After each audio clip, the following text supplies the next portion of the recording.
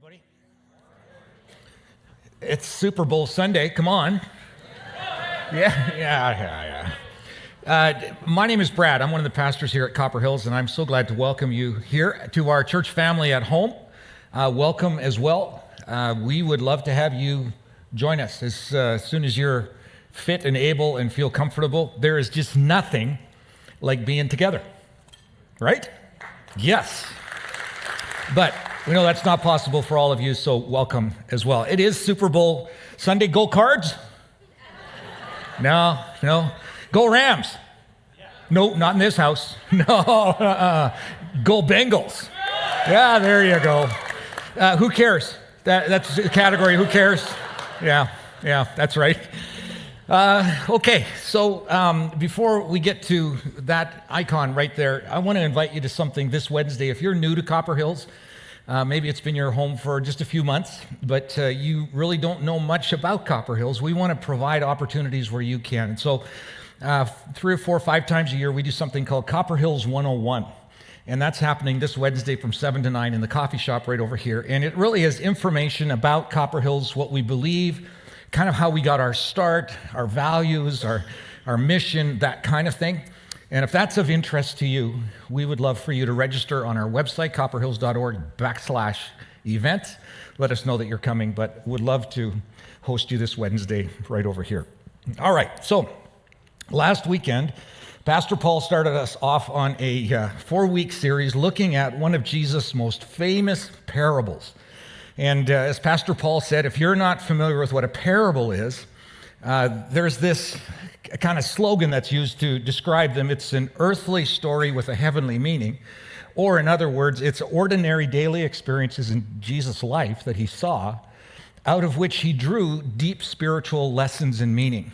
So in our day, it would be like this. There was a businessman who was commuting downtown to his job, and then Jesus would add something to that. We could learn from that. Or it could be a student at school was in an ordinary history class, and then this happened.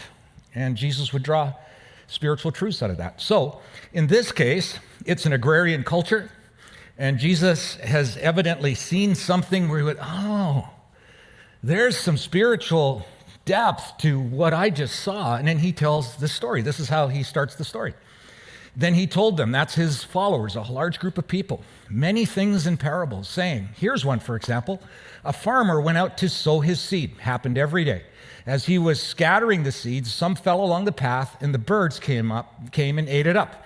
Pastor Paul looked at that last week. If you weren't here, didn't tune into it, go to our website.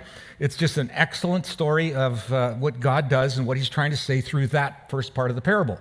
Let's go to the second part of it. Jesus goes on and he says, some seed fell in rocky places where it did not have much soil. It sprang up quickly because the soil was shallow. But when the sun came up, the plants were scorched and they withered because they had no root. Now, in Jesus' day, that's an ordinary story, and I'll bet I just picture Jesus guys looking at each other and going, what? What's he talking about? We see this going on all the time. Why does he just randomly tell these stories? Well, this is where context matters. So here's a bit of a picture of what they might have run into every day. Guys in dresses, I guess, spreading seed. This is not from 2,000 years ago. This is a couple of hundred years ago, but the idea is still the same. Walk through a field and spread it, and you'd spread it randomly. It would land on some soil that was really fertile, and it would create a flourishing crop. Then others would fall on rocks and in weeds and on pathways and so on. And as you hear the story unfold, you go, how in all the world do you get a spiritual lesson out of that? It's so ordinary.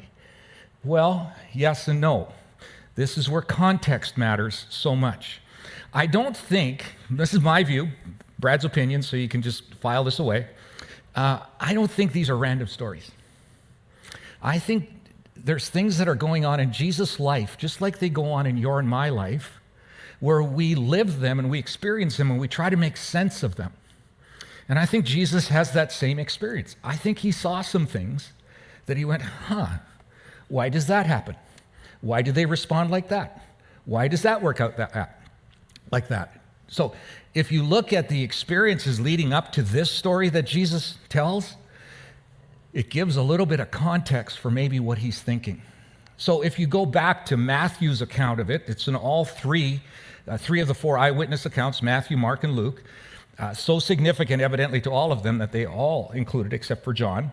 So if you look back several weeks leading up to Jesus telling the story, you know what you discover? You discover that a few weeks, probably something like that, his good friend John, who had baptized him, has sent Jesus a note via a messenger saying, Jesus, I watched what you're doing, I hear the things you're doing, and frankly, I'm a little disappointed, and I'm starting to wonder if you're the real deal. What's that like to get that note, right? Like you sit up and listen and you go, this is the guy that announced my arrival. He baptized me. He was there when God's Spirit landed on me. Like how can that happen? Well, if it stopped there, you would go, okay, that itself would create some internal discussion.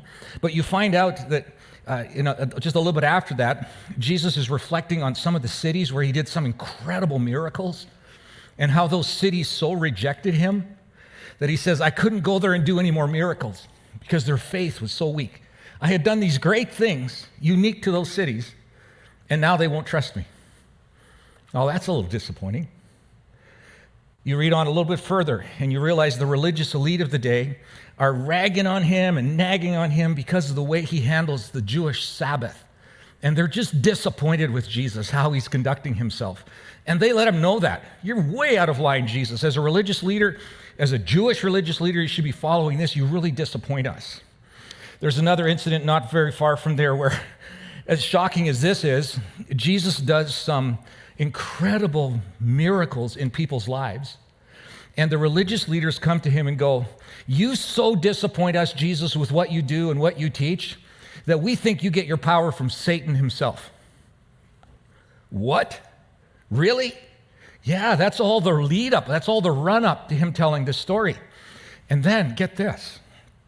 Mark, in his account, tells us that the morning of when Jesus tells this story, his mom and brothers come to him, kind of pull him aside from the group and go, Jesus, come with us. Like, we've come to rescue you from yourself. We think you're having a mental health breakdown with the stuff you're doing, and it's just kind of disappointing. It's a bit embarrassing to our family, maybe, just disappointing. So why don't you come with us? Can you believe that? Like, what would you do if your family, well, maybe some of you had that. Maybe some of you need that, right? Like, this is the culture. This is going on. In fact, this passage, the first verse of it says, later that day, that Jesus' mother and brothers came to him, later that day, same day, he tells this story. So what's the deal with farmers and seed and sowing and hard ground and the whole metaphor of sowing? What is this all about? Well, they don't quite understand what he's doing. And so the 12 guys, once they break away from the crowd, they invite Jesus off by himself, and they go, Jesus, could you help us with something? Could you tell us why you speak to the people in parables? We don't quite get it. He just told that farmer sowing seed thing, but why? To which Jesus tells them this. He says, well, the reason I do is because the knowledge of the secrets of the kingdom of heaven has been given to you, but not to them. Whoever has will be given more, and they will have an abundance. Whoever does not have, even what they have will be taken from them. And what in all the world does that mean, right? Well, what Jesus seems to be saying to them is, guys, you walk with me. The 12 of you live with me all the time, and I've been sharing with you the wonder of why I've come. I've come to make the kingdom of God accessible to all human beings. What that means is I've made it possible by my presence here for you to experience the wonder of what life looks like when God's in charge, when he gets his way, where he reigns. Now, he reigns with power and authority and justice and truth and love and grace and mercy, and I am the exact representation of God. So when you see me function with you guys, that's how he functions. I've invited you into that close relationship. You get it, at least in part. But there are a whole bunch of people that don't get it, and I'm not okay with that. So I try to tell them about the kingdom of God and what life with me would be like in these stories because I want them to get it. So it's important that they would experience that. That's why I tell them. But there's another reason why. This is why I speak to them in parables. Though seeing, they do not see. Though hearing, they do not hear or understand. And then he quotes from the Old Testament. In them is fulfilled the prophecy of Isaiah. You can look this up. He takes them back to a time in Israel's history where they have walked away from God, where they have followed other gods, where they've sold off or given the worship artifacts of the temple to pagan authorities and powers, and they've essentially abandoned God and left God out of it because they're so disappointed in how God has led them. And Jesus is coming to them and going, see, they've heard, but they don't understand what I'm about. So I want to tell them these parables so that they do. You see, you will be ever hearing, now he's quoting Isaiah, you'll ever be hearing but never understanding. You'll be ever seeing but not perceiving. For this people's heart has become calloused. They're disappointed with God. And they've kind of got a heart that's no longer responsive to him. And this is what he's concerned with. They hardly hear with their ears, and they have closed their eyes. Otherwise, they might see with their ears, might see with their eyes, hear with their ears, understand with their hearts, and turn, and I would heal them. This is the prospect that's there for them. And he goes on, but blessed are your eyes, guys, because they see, and your ears because they hear. For truly I tell you, many prophets and righteous people long to see what you see, but did not see it, and to hear what you hear, but did not hear it. So what is that all about? So Jesus is turning to these guys after telling them the story of this farmer sowing seed. They ask him what it's about because they don't get it, and he's saying, because I want the world to know about the kingdom of God and what it's like to live with him. You've seen a taste of it, you've seen it in me, but there are a whole bunch of people who are disappointed with it because they don't understand it.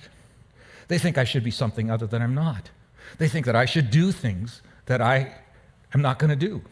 They've got an idea of how I should function, and they're just disappointed.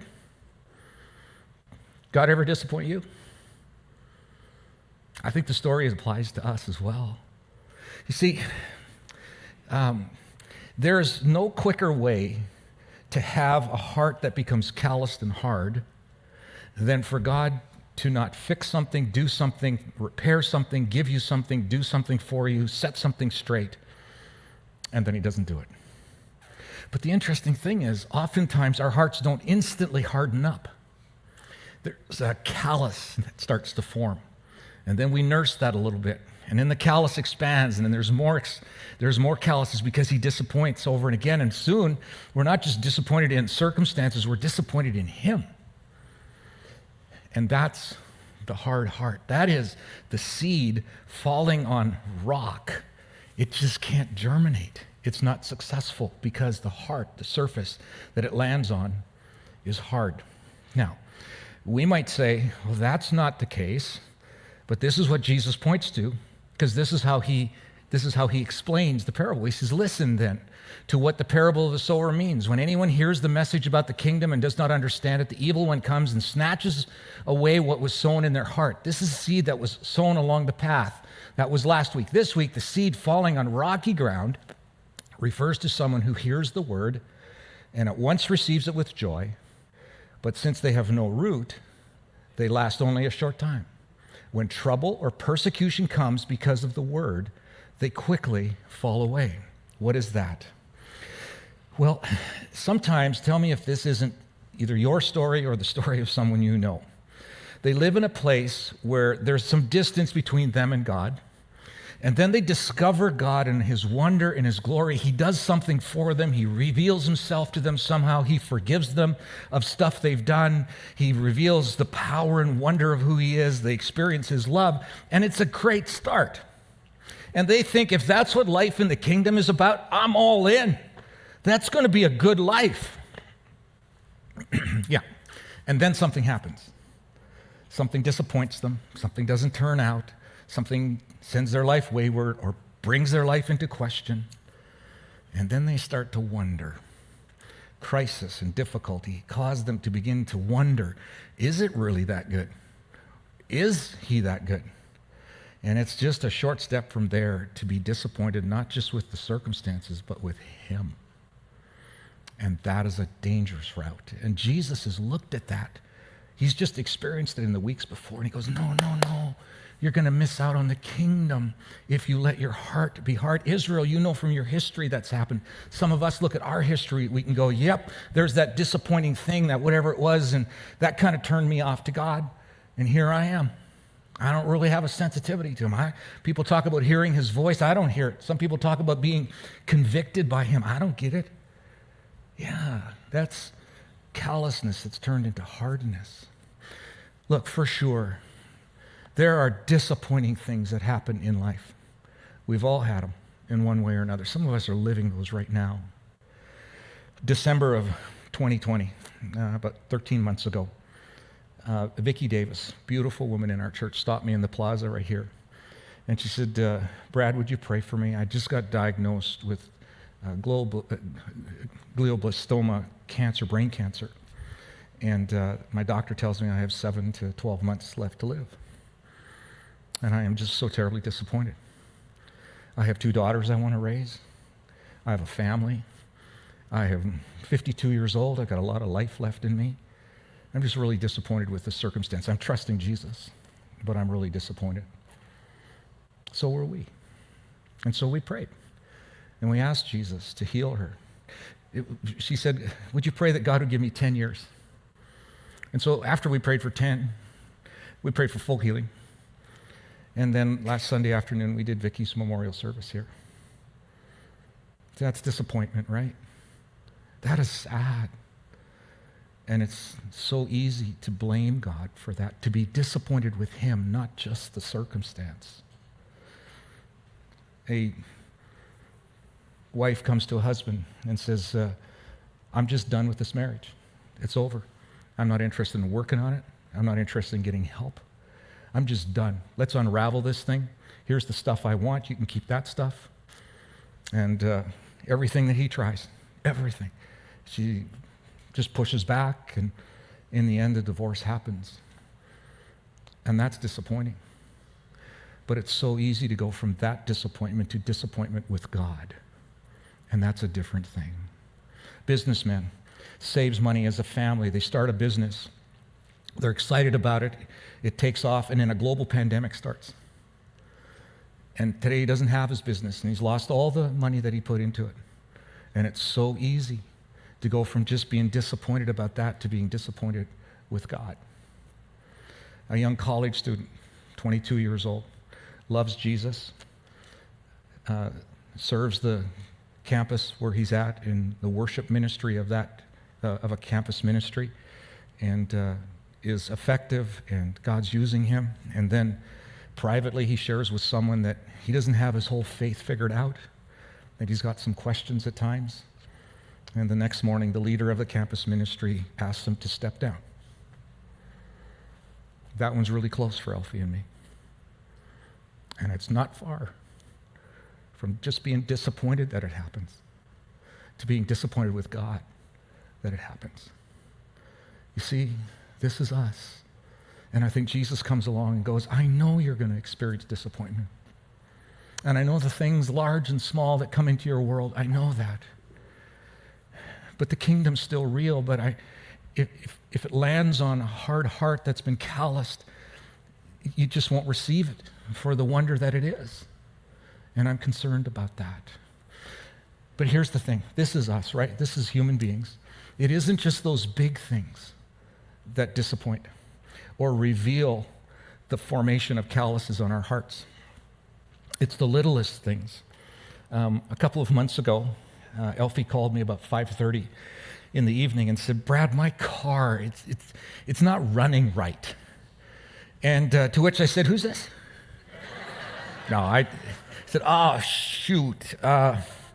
It's 20 minutes for me to drive over there. Why don't you just leave the car and I'll come get you, because I've got an appointment that I've had on my calendar for a couple of weeks. Someone needs me, and I promised I would be there for them. And I don't think I have the time to kind of figure out your car and still make that appointment. But I'm going to drive over and get you. So I drive over, and as I'm driving over, I'm thinking, she's expecting her man, to fix the car, right? Of course. So I pull over and I go, is the engine in the trunk or the front? Like, where is it? She says, it's in the front. This is how much I know, right? So pop open the hood, and I fiddle around with my hands to make her think he's actually doing something. I'm doing nothing, right? I said, like, fire it up. So she fires it up. I said, yep, that's definitely not running smooth. Mechanic mind, right? I said, fortunately, there's a O'Reilly's Auto Parts just around the corner. Why don't we just get it over there? We'll get the parts guy to help us with this. Maybe it's a simple fix. And so we pull over there. Meantime, I've got a car guru by the name of Adrian, and I call him up and go, hey, Adrian. Yeah, I did. And I said, here's the situation. Can you talk me through like what has to happen here? Because I want to fix it, but I got this appointment I have to get to. He says, well, have the parts guy do a scan, and it'll tell you what's wrong with the engine. So, okay. So parts guy plugs in his little device, and he goes, yep, you have an ignition coil issue. I go, what? An ignition coil. So what's an ignition coil? Well, it's underneath that cowling right over there. He said, oh, okay. Adrian, he says it's an ignition coil. Yeah, that's easy to fix. Take you 10 minutes to fix it. Adrian doesn't know who he's talking to, right? So between Adrian, my buddy, and parts guy, we kind of pull things apart. I get it changed, and we're on our way, and everything's great. God answered prayers, right? Not exactly how my thinking was. I'm in the middle of trying to fix this thing. I don't know what I'm doing. I have a hard time understanding Adrian's instructions, and parts guy can't touch my engine because there's a policy of that. And I'm thinking this, God, why now? Why now? Why not tomorrow? Or why did I pick up the phone? Or like, why now? I'm not just disappointed that this happened. I'm actually a little frustrated with you. And so get the thing fixed and enough and get on our way. Alfie's driving home, and I'm driving behind her down the 303 heading west, and I have this thought. So why are you so disappointed? I said, because it just kind of wrecked my plan for tonight. So are you disappointed that your plan got wrecked, or are you disappointed that I didn't make it work out okay? And I had to be honest. I had somehow shifted from just being like annoyed and disappointed to being disappointed with him. And then a callus formed on my heart. That's what happens. And I have this thought, Brad, is this how you want to do your relationship with me? That when it doesn't turn out, the littlest things, that you form this callus on your heart toward me and you blame me? Remember, I'm the maker of the universe. Remember, I loved you enough to die for you. Remember who I am. Remember the kingdom that you want to live in. Remember that. So you're going to have to deal with that callous, and I'll help you deal with it. But unless your ego is going to be in the place where it is, and you can't humble yourself and just admit that's happening, when the really big thing does come along, you'll be ill-prepared for it. Because your heart's going to have all these calluses on it, and then the calluses become larger calluses, and then the heart becomes hard. And then when the big thing happens, your heart's not soft to what God wants to do. And I'm not okay with that. Are you okay with that?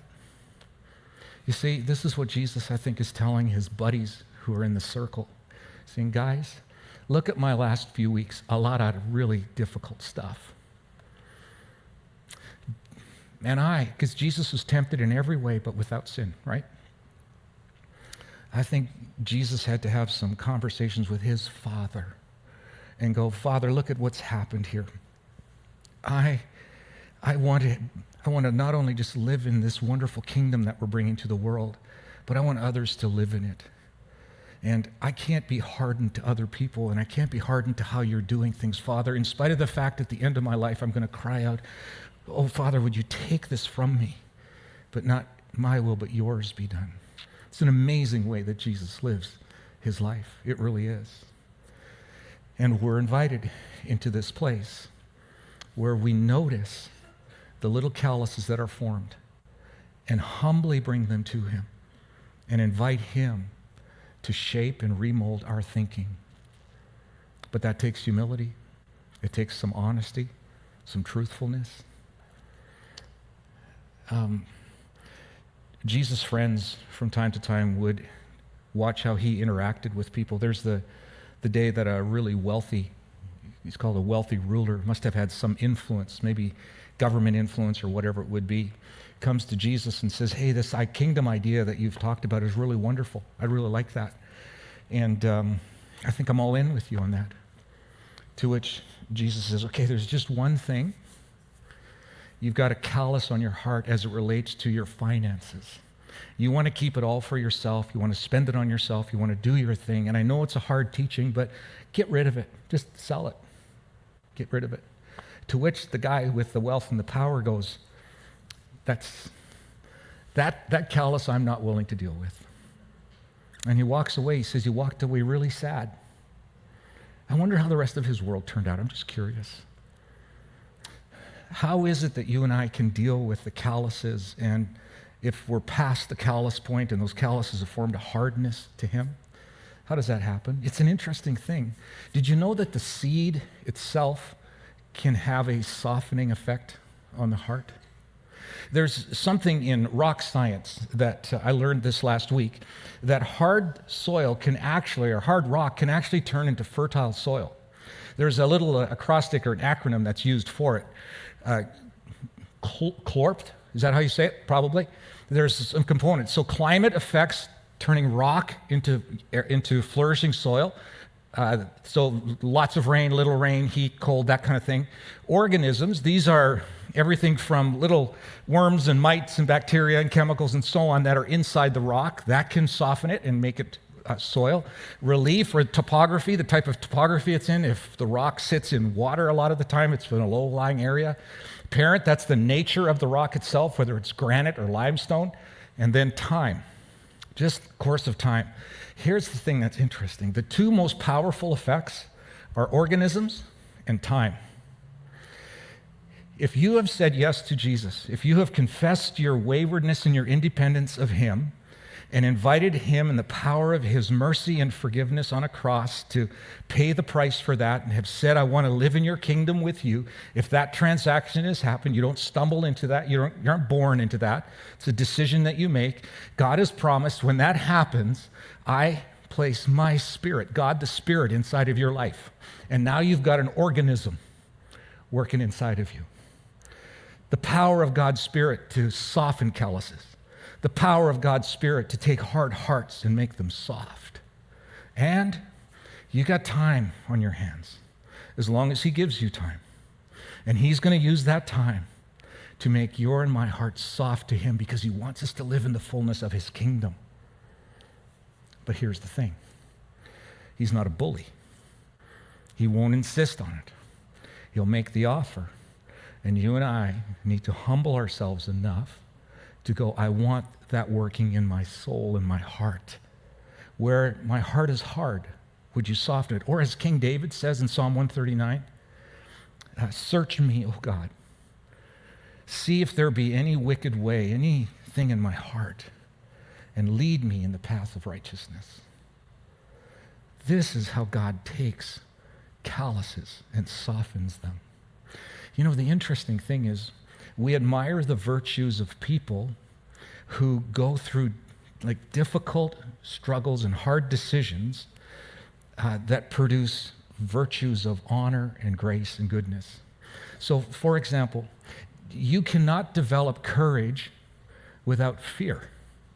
You cannot develop a six-pack like mine without exercise.